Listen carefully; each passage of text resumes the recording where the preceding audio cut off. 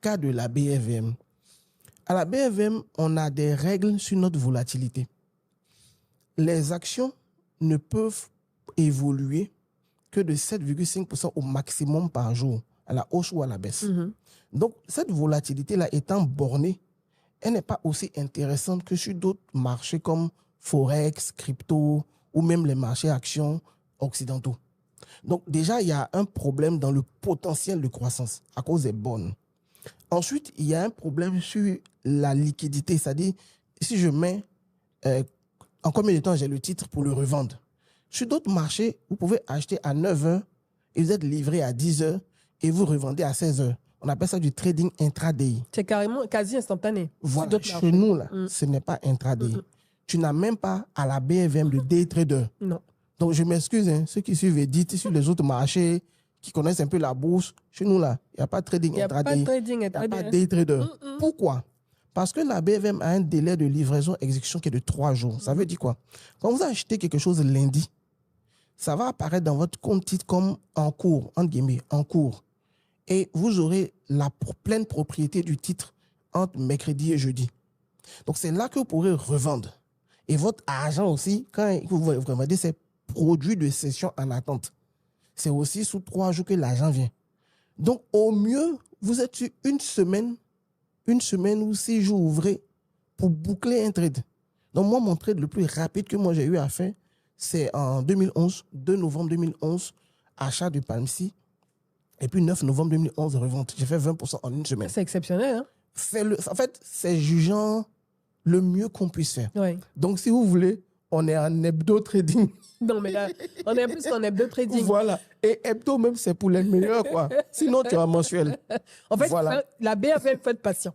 C'est pas un marché de trading comme vous le voulez, là. En fait, s'ils aiment l'adrénaline, c'est pas un marché qui est fait pour vous. Par contre, là où c'est intéressant, c'est que ceux qui aiment l'adrénaline, là, si tu remarques bien, ils sont une exception dans la société. Ils sont pas nombreux. Non, pas du tout. La plupart des gens n'aiment pas l'adrénaline, surtout en termes d'argent. Oui. Ils veulent un genre de confort, de sécurité. C'est pour ça que la BFM est adaptée pour le type de population qu'on a. Oui. Parce que si on avait un marché volatile, comment tu vas expliquer à des gens que tu as perdu qui n'aiment pas le risque que notre marché financier, là, il est volatile? C'est ça. Ils ne vont jamais faire. Non. Donc, moi, je pense même que l'exposé qu'on fait et que je fais à chaque fois que je passe, c'est pour dire aux gens, si vous avez bien compris la volatilité, en fait, ici, là, c'est pas ça. Donc, vous avez une autre approche où vous placez de l'argent, et je vais prendre peut-être un cas que tu vas aimer, la canne. Pendant que vous poussiez la canne, tout ce que vous avez fait, Stony, toi, les autres, la canne était une opportunité d'argent, d'enrichissement pour les Ivoiriens et pour les investisseurs en bourse. Tu les connais, je pense, parce que tu voyages beaucoup. Servait à Abidjan. Ben bien sûr, Servait à monter comme ça. Donc, quand vous avez un phénomène comme la canne, votre éducation financière doit vous permettre de comprendre les enjeux financiers de la canne pour les populations. Au-delà des grandes théories sur je vais aller faire un box alimentaire, je vais être guide touristique, au-delà de tout ça, il y avait des choses beaucoup plus simples à faire. Une entreprise s'appelle, si vous ne connaissez pas, s'appelle Servait à Abidjan. Elle est à l'aéroport. Elle évolue dans le domaine de l'alimentation des passagers, affrètement des avions et tout ça. En fait, il faut expliquer que la nourriture qu'on reçoit aussi dans l'avion, là, qu'on nous donne, là, c'est Servait voilà, qui gère. Donc, l'éducation financière doit vous permettre d'analyser les impacts des événements économiques et comment vous pouvez retourner ces impacts-là à votre avantage. Donc, on va faire le cas de Servait pour que vous voyez. La Côte d'Ivoire organise la CAN. Qu'est-ce que ça implique et comment je peux en tirer profit? Ça implique hausse du trafic aérien. Oui. Hausse du trafic aérien implique meilleure performance, meilleur niveau d'activité pour serveur.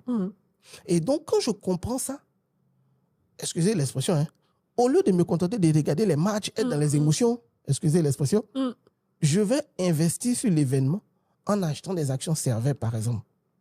Donc, Servait, en début d'année, on est sur février, janvier, peut-être même mars. Servait coûtait 1250, 1300. Vous pouvez vérifier après sur le site de la BFM. Aujourd'hui, on fait cette émission, on est en début août 2024. CEVE est au-dessus de 2300. 2300, 2400. CEVE a fait du 100% parce que les chiffres de CEVE de 2024 sont fabuleux. Ouais. Maintenant, je précise, CEVE aussi a donné un dividende exceptionnel l'année passée. C'est-à-dire ils vont payer 200 francs d'une action qui était 1200. Tout ça, ça doit arriver le cours de bourse. Donc, imaginez-vous, vous aurez investi 2 millions sur Serveur entre janvier et mars 2024. Qu'aujourd'hui, au moment où on fait cette émission en août, vos 2 millions seraient devenus pratiquement 4 millions. Juste parce que vous avez surfé sur un événement qu'on appelait la CAN. Au lieu juste de regarder les matchs et d'être dans les émotions. Donc, c'est ce que nous, on fait à la BFM. On ne fait pas du trading en mode day trading, swing trading. Ce n'est pas ça qu'on fait. On fait ce qu'on appelle du trading sur les fondamentaux. Donc, on regarde les fondamentaux des entreprises et on voit dans le délai de quelques mois devant nous, est-ce qu'il existe des informations pertinentes qui permettraient à cette action d'être boostée? Et si c'est le cas, on se positionne. L'année passée qu'on a fait l'interview, je t'avais parlé de BEA Côte d'Ivoire. Je ne vais pas revenir dessus puisqu'on a déjà parlé de ça. Mais en 2023, moi, j'ai gagné 1 million avec 3 millions, donc ça fait à peu près 33% sur, peut-être que ça va te faire rire, mais c'est une évidence qui aurait pu profiter à tous les Ivoiriens. Oui. SMB. SMB, oui. La société de bitume ivoirienne. Donc, on va faire le cas SMB. Donc, ça vous fait vraiment 2 cas. Et c'est pour expliquer l'idée de trading sur les fondamentaux. Vous êtes en Côte d'Ivoire. Vous voyez le père Ado. Le père Ado fait les routes. Il fait les routes.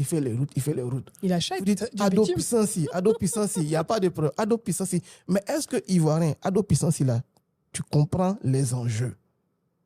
Ado en train de faire les routes un peu partout. Est-ce que tu comprends les enjeux? L'éducation financière doit t'aider à comprendre les enjeux. La Côte d'Ivoire détient la seule raffinerie de bitume d'Afrique de l'Ouest et d'Afrique centrale. C'est la SMB, filiale de la CIR. La SMB est une activité donc régionale, mais elle est en Côte d'Ivoire. Donc, si la Côte d'Ivoire se met à accélérer son programme de route, ça lui donne un surcroît d'activité en plus du niveau qu'elle avait avant. Et c'est ce qui s'est passé effectivement. Avec la CAN, avec le Programme national de développement 2015, 2000, je sais pas quoi là, 2020 quoi là. 2015-2020, je crois. Il y avait vraiment cette idée de faire du bitume, de faire des routes. Et ça, c'est à l'avantage de la FMB. 2021-2025. Voilà. Donc, quand tu sais ça, tu dis, OK, comment je peux tirer profit de ça? SMB coûte combien? SMB coûtait 7 900 quand on a commencé à s'intéresser à SMB l'année passée à l'école de la bourse, dans les eaux de juin 2023.